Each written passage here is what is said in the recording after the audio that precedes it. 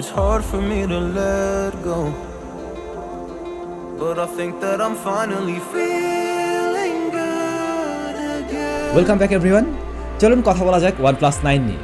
এই স্মার্টফোনের unboxing and first impression গত এক সপ্তাহ আগে আমাদের চ্যানেলে দেওয়া হয়েছিল। তো লাস্ট এক সপ্তাহ আমরা এটা ব্যবহার করেছি এবং আমাদের ব্যবহার করার অভিজ্ঞতাই আপনাদের সাথে শেয়ার করব। এই স্মার্টফোনটা কি আসলে ফ্ল্যাগশিপ নাকি ফ্ল্যাগশিপ কিলার টাইপের কিছু? আবার আমরা জানি যে OnePlus এবারে হ্যাসেলব্লাডের সাথে ক্যামেরা নিয়ে কাজ করেছে এবং ক্যামেরাতে বিশেষ ইমপ্রুভমেন্ট নিয়ে এসেছে তারা দাবি করছে। সো কতটুকু আসলে ভালো কিছু দিতে পেরেছে এবং এই ডিভাইসটা কাদের জন্য ভালো হবে সেটাই জানবো আজকের ভিডিওতে। চলুন শুরু করা যাক। পুরো ভিডিও নিয়ে স্যাম থাকবো আপনাদের সাথে। আপনারা দেখছেন SamZone। যারা নতুন রয়েছেন চ্যানেলটি সাবস্ক্রাইব করে আমাদের সাথেই থাকুন। আবারও অসংখ্য ধন্যবাদ আমাদের ভিডিও স্পন্সর ফোন ফিচার বিডিকে। তাদের শপটি রয়েছে বসুন্ধরা সিটির লেভেল 5-এ। ভিডিও ডেসক্রিপশনে ফোন ফিচার ভিডিও যাবতীয় ইনফরমেশন দেওয়া থাকলো।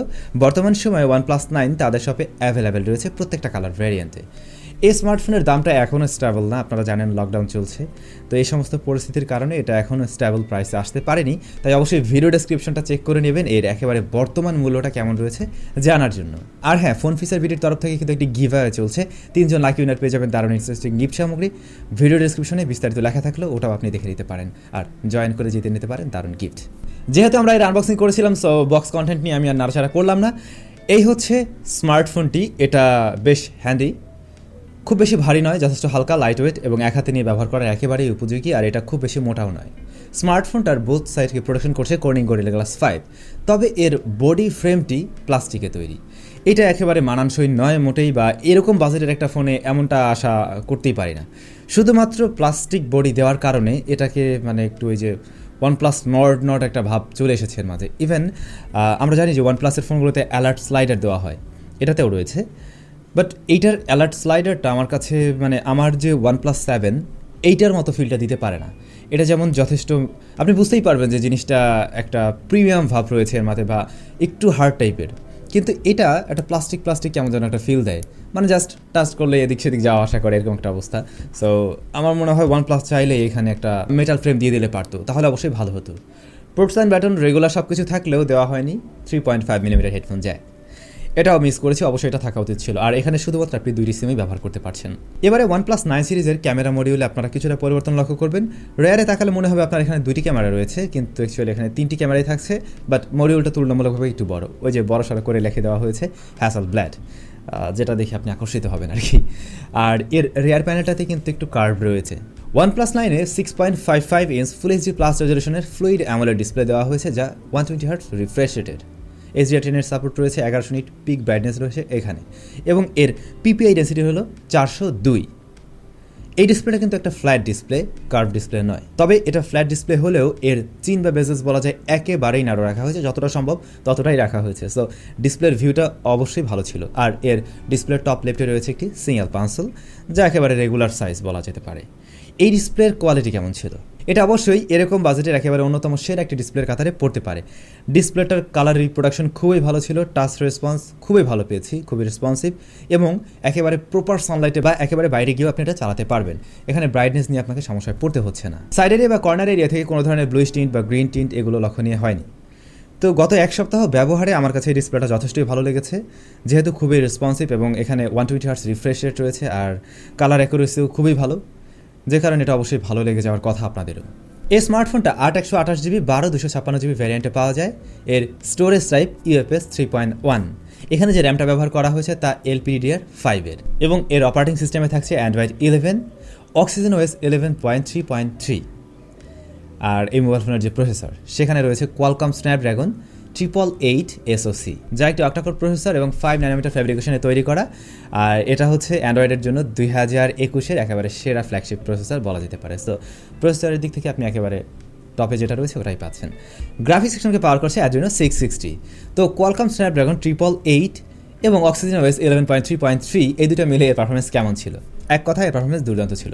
OxygenOS-টা খুবই লাইট ওয়েটের একটি ওয়েস, আপনারা জানেন, এবং লাইট ওয়েট হলেও এর মাঝে কিন্তু কাস্টমাইজের জায়গা রয়েছে। ইভেন এই যে OxygenOS 11-এ এসে কিন্তু আপনি বেশ কিছু নতুন ফিচারও পেয়ে যাচ্ছেন, যেমন আপনি এওরিও ব্যবহার করতে পারছেন। তো লাইট ওয়েট হওয়ার কারণে এটার স্মুথনেসটা অন্য লেভেলে রয়েছে। ইভেন আপনারা এটাও জানেন যে যদি আমরা অ্যান্ড্রয়েডের 2 থেকে 3টা কোনো ওয়েস নিয়ে বলতে যাই, তাহলে এটা অবশ্যই তাদের মধ্যে থাকবে। মানে সেরা টপদের মধ্যে আর কি। সো এটার থেকে ওরকম একটা পারফরমেন্স পেয়ে আসছিলাম, আর যেহেতু এখানে একেবারে টপ লেভেলের ফ্ল্যাগশিপ প্রসেসরটি রয়েছে, এর পারফরমেন্সটা ওই লেভেলেই ছিল। আমার যে মনে হয় OnePlus 9 Pro আর OnePlus 9 এদের পারফরমেন্সে আপনি তফাৎ খুঁজে পাবেন না, সিমিলার পারফরমেন্স পাবেন অবশ্যই। রেগুলার কাজ থেকে শুরু করে একেবারে হেভি ইউজেস বা মাল্টিটাস্কিং এগুলোতে কোনো ধরনের সমস্যা পাওয়া যাচ্ছিল না, খুব সহজেই হ্যান্ডেল করতে পারছিল। ইভেন র্যাম ম্যানেজমেন্ট খুবই ভালো ছিল। গেমিংয়ের ক্ষেত্রে আমরা এখানে PUBG রান করেছিলাম, যেটা খুবই স্মুথলি প্লেয়াবল ছিল।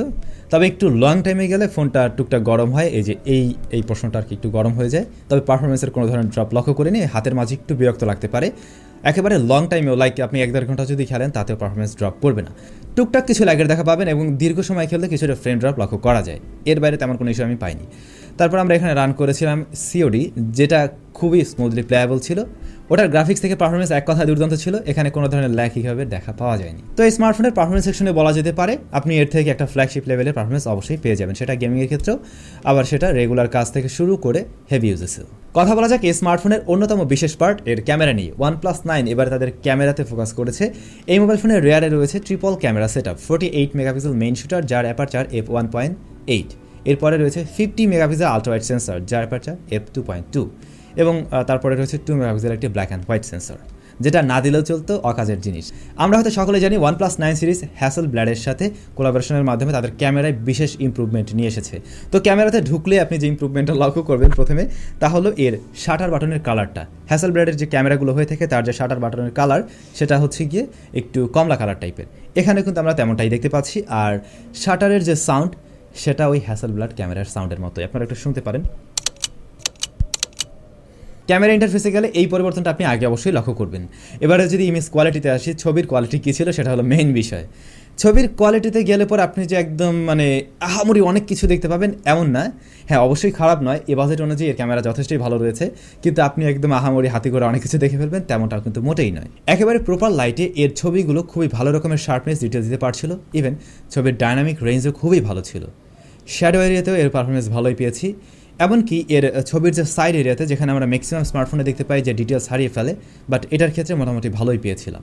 একটু লো লাইটে আসলে বা ইনডোর লাইটিং কন্ডিশনে যা মনে হলো এর শাটারটা একটু স্লো দেখায়। এটা অবশ্য পরবর্তী আপডেটের মাধ্যমে ফিক্স করা সম্ভব, OnePlus চাইলে এটা ঠিক করে নিতে পারবে। তবে লো লাইটে পারফরমেন্স খুব একটা খারাপ ছিল না। তুলনামূলকভাবে শার্পনেস ডিটেলস একটু কম পেলেও এরকম বাজেটের অনেক স্মার্টফোনের চাইতে এর লো লাইট পারফরমেন্স যথেষ্ট আমি ভালো পেয়েছি। আর এখানে নাইট মোড রয়েছে, যা কিনা ছবিতে পরিমিত আলোর পাশাপাশি ভালো রকমের শার্পনেস ডিটেলস ধরে রাখতে পারছিল এবং প্রচুর পরিমাণে নয়েজ চলে আসলে এমনটা পাওয়া যায়নি। বেশিরভাগ ক্ষেত্রে ছবির কালারগুলো ঠিকঠাক ছিল, অ্যাকুরেট কালার দিতে পারছিল। কিছু কিছু সিচুয়েশনে কালার স্যাচুরেটেড করে বা কিছুটা কালার শিফটিং হতে লক্ষ্য করা যায়। তবে এর যে পোর্ট্রেট মোড সেখানে এজ রেজোলিউশন ভালো থাকলেও এর ব্লারনেসটা কি একটু আর্টিফিশিয়াল বা একটু অ্যাগ্রেসিভ মনে হচ্ছিল, মানে ততটা ন্যাচারাল লাগছিল না আমার কাছে। তবে মেইন সাবজেক্টকে মোটামুটি ভালো রকমের শার্পনেস বা ডিটেলসে রাখছিল। এরপরে এই স্মার্টফোনে রয়েছে একটি আলট্রাওয়াইড সেন্সর যা কিনা 50 মেগাপিক্সেলের। এই জিনিসটা একটা কাজের জিনিস এবং আমার দেখা আমি বলবো সবচাইতে বেস্ট আলট্রাওয়াইড সেন্সর, যেটা কিনা একেবারে প্রপার লাইটিং কন্ডিশনে এবং লো লাইটেও বেশ ভালো পারফর্ম করে। আপনি লো লাইটে নাইট মোড অন করে আলট্রাওয়াইড দিয়ে ছবি তুললে বেশ ভালো রকমের ছবি এর থেকে পেয়ে যাবেন। আর ডিলাইটের ক্ষেত্রে এর ছবিগুলো যথেষ্ট শার্প এবং ওয়েল ডিটেল ছিল। আমরা ম্যাক্সিমাম আলট্রাওয়াইডের ক্ষেত্রে লক্ষ্য করি যে শ্যাডো এরিয়াতে খুব ভালো রকমের ডিটেলস দিতে পারে না, বাট এই স্মার্টফোনটা কিন্তু বেশ ভালো ডিটেলস দিতে পারছিল। আবার এর আলট্রাওয়াইডটাকে আপনি চাইলে ম্যাক্রো শুটার হিসেবে ব্যবহার করতে পারেন, মানে একেবারে সাবজেক্টের কাছাকাছি যদি ফোনটাকে নিয়ে আসেন দেন চাইলে ওই আলট্রাওয়াইড দিয়ে আপনি ম্যাক্রো ফটোগ্রাফি করতে পারছেন। তার মানে 50 মেগাপিক্সেলের ম্যাক্রো ফটোগ্রাফি, যেটার ভালো রকমের রেজুলেশনে রয়েছে, আবার কোয়ালিটিও বেশ ভালোই রয়েছে। এই স্মার্টফোন দিয়ে ভিডিও রেকর্ড করা যাবে সর্বোচ্চ 8K 30 FPS। তবে আপনি এখানে যদি 4Kতে ভিডিও রেকর্ড করেন সেই ক্ষেত্রে 60 FPS পেয়ে যাচ্ছেন।